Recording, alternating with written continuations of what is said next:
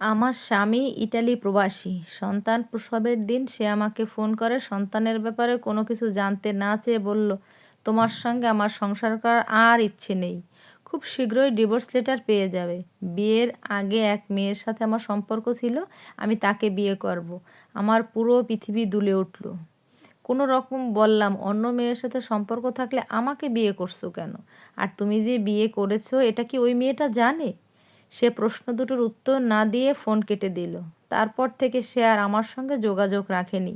সদ্য জন্ম নেওয়া মেয়েকে নিয়ে আমি এখন কী করব? শ্বশুর শাশুড়িকে যখন স্বামীর কথাগুলো বললাম, তারা শুনে স্তব্ধ হয়ে গেলেন। তারাও আমাকে বললেন যে তুমি যাই করো না কেন আমরা তোমাদের সাথে আছি।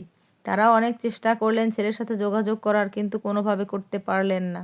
বাবা এসে আমাকে বাড়ি নিয়ে গেলেন। যাওয়ার আগে শাশুড়ি মা আমাকে বললেন, বৌমা, আমরা তোমার সাথে আছি, যে কোনো প্রয়োজনে আমাদের তুমি সঙ্গে পাবে।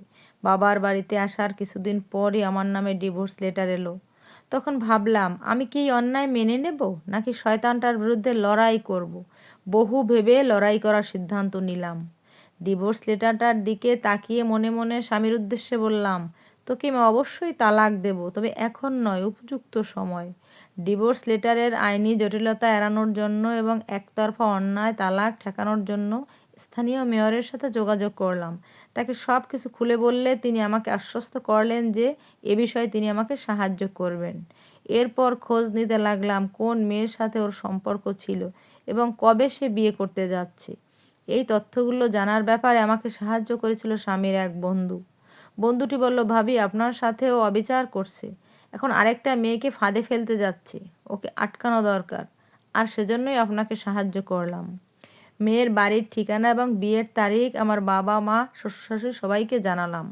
এরপর পুলিশ স্টেশনে স্বামীর বিরুদ্ধে মামলা দায়ের করলাম। প্রথম স্ত্রীর অনুমতি না নিয়ে দ্বিতীয় বিয়ে করা এবং ভরণ পোষণ না দেওয়ার মামলা। এরই মধ্যে সে গোপনে দেশে এসে বিয়ের প্রস্তুতি নিয়েছিল। আমার সাথে তার বা তার পরিবারের কারোই যোগাযোগ করেনি।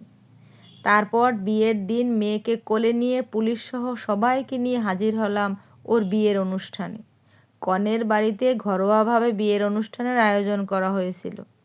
নতুন পাঞ্জাবি পরে স্বামী বিছানার ওপর বসেছিল। মুখে ছিল লাজুক হাসি, কিন্তু মানুষজন নিয়ে আমাকে রুমে ঢুকতে দেখে তার লাজুক হাসি অদৃশ্য হয়ে গেল। হাসির বদলে চোখে মুখে দেখি কি আতঙ্ক। বিছানার পাশে ছোট একটা টুলের উপর ডালায় ফুল রাখা ছিল। আমি রুমে ঢুকে মাত্রই ফুলটা লাথি মেরে ফেলে দিলাম। তারপর ওকে চর মারার জন্য তেড়ে গেলাম, কিন্তু বাবা আমাকে ধরে ফেললেন। শাশুড়িমা তখন বললেন, বেয়াই সাহেব, মেয়েকে ছেড়ে দিন, বদমাসটাকে কষে একটা চড় দিক। বাবা আমাকে ছেড়ে দিল।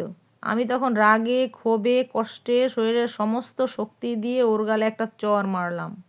আমার পরিচয় ততক্ষণে সবাই জেনে গেছে।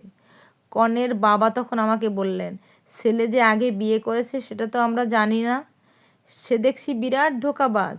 এই সময় কনে ভেতরের রুম থেকে বেরিয়ে এসে আমাকে বলল, আপু, ও আপনার সাথে যে অন্যায় করেছে তা ভয়াবহ, এমন ছেলেকে বিয়ে করার প্রশ্নই আসে না।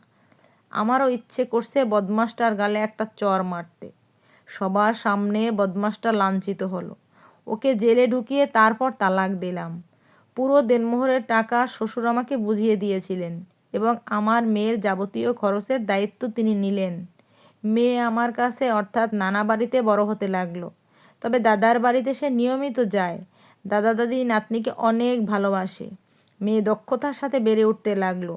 বেড়ে ওঠা মেয়ের দিকে তাকিয়ে প্রতিদিন মনে মনে বলি, মাগো, তোকে এমনভাবে গড়ে তুলবো যাতে কোনো ছেলে তোকে ধোঁকা দেওয়ার বিন্দুমাত্র সাহস পায় না। কথা দিলাম।